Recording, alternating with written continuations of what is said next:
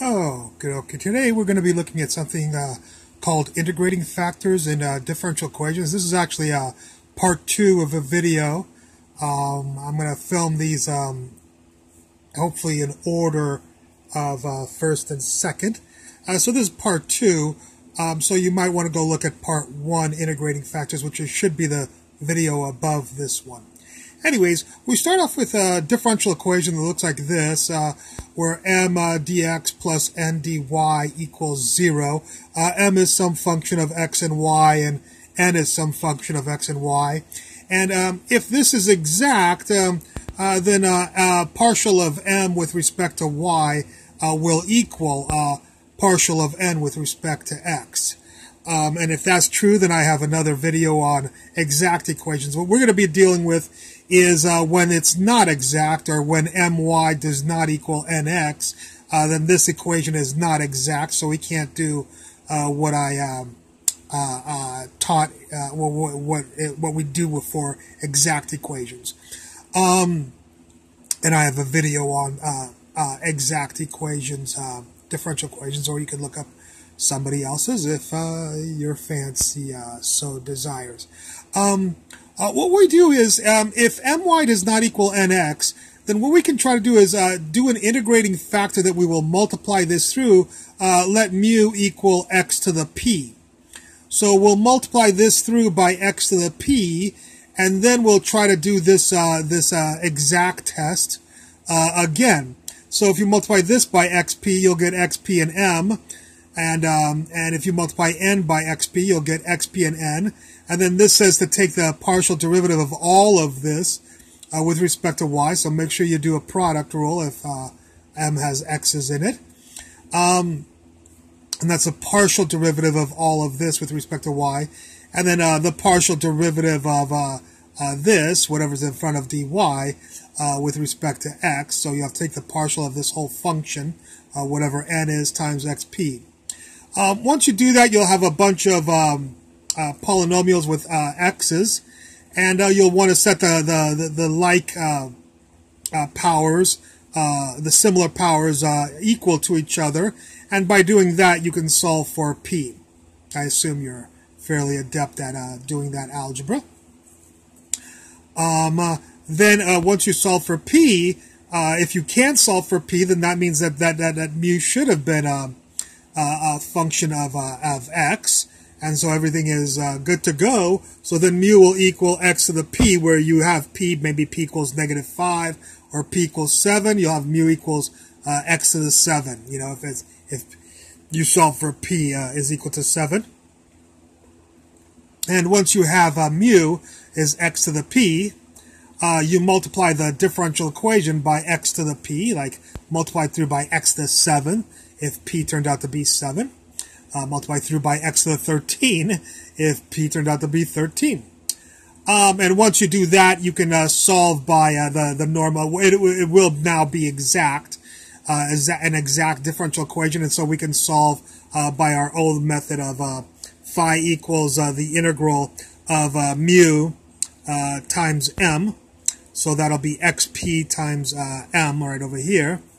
We'll do the integral dx, and we'll do that method. And again, you can look up that method as under exact differential equations if you want to look up my lecture or anybody else's. They're called exact differential equations when these two are equal. Sometimes you can't solve for p here, and when you can't solve for p, that means that mu is not a function only of x. So this time we'll try mu as a function of y, and we'll try mu equals y to the q.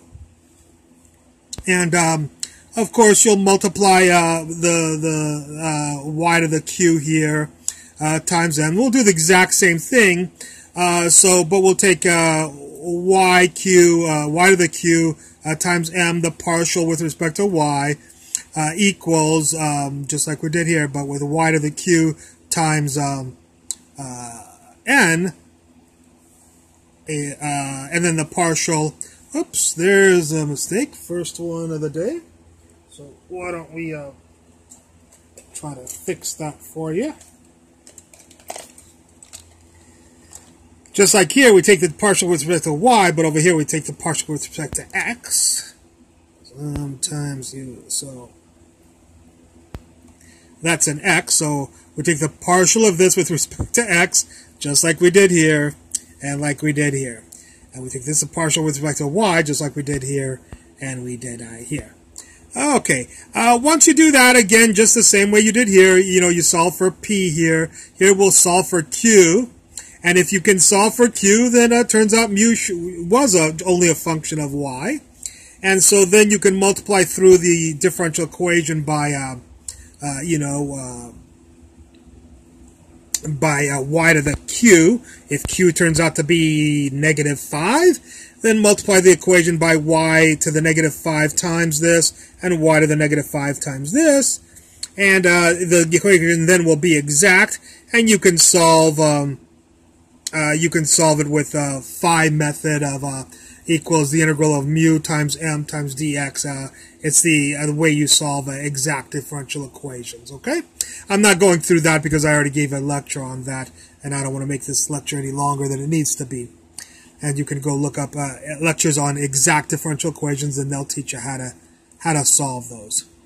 Okay. We also do this when we find potential functions in vector calculus, just to let you know that. Okay, suppose you could not solve for p and you could not solve for q. The algebra did not give you solutions for those in these two circumstances. Then what we can assume is that mu is equal to maybe x, some function of x times some function of y. So we will write mu equals x to the p times y to the q. And then what we'll do is we'll take this times m, xp, yq times m, and take the partial of that with respect to y, and that will equal xp, yq times n, as in nut, m as in mom, and we'll take the partial derivative of that with respect to x. That's how I got it correct here. Okay, so then we'll take those partial derivatives, set the two sides equal to each other, set the polynomial powers that are similar equal to each other, and solve for p and q this time, and maybe you'll get p equals -5 and q equals 7. So then, of course, mu will equal x to the -5 times y to the 7.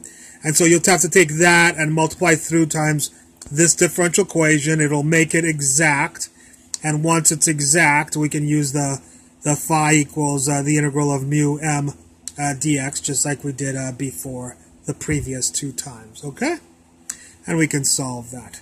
Now, sometimes m and n have a function. This method is only when m and n have x powers and y powers. But if you have sine of x and tangent of y and natural log of x times y, let's say, you can't, of course, use this. You'll have to use other choices for mu. So you might try mu equals sine of x to the p or something, and do that. That's a little bit more complicated. We'll get into that in another lecture. But I wanted to make sure you realize where you're allowed to use this, and that's when you're given a differential equation with m as a function of just like x squared and y cubed and stuff like that, or polynomials of powers of x and y, and n also powers of x or y and or y there. Okay? Alrighty, well, I think that's it. By the way, I've never mentioned this before, but of course I make mistakes sometimes that I don't catch, and some of them are very silly. And I put them in the when I go through the videos and watch them again, and I catch those mistakes, I usually try to put whatever I catch in the description of the video. So if you ever see a mistake, why don't you look in the description of the video, and well, actually, even if you don't see a mistake or you don't realize a mistake, look in the description, because it may have some errata in there. Okay, so I'm going to be mentioning that from now on, and at the end of all my videos, that the errata for my any mistakes that I catch are placed in the errata, and any mistakes that you catch that I don't catch, I would appreciate if you put them in the comments. Thank you very much for doing that, and thank you for watching, and I hope you enjoyed this lecture.